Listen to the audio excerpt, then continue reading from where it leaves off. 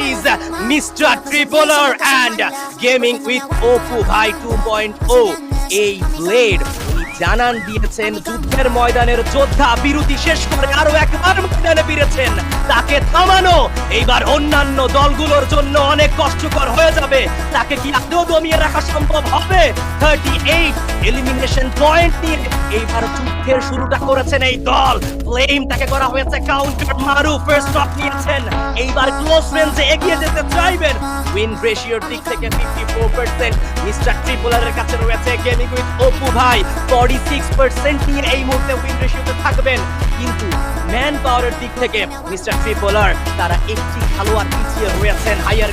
ground and control He's taken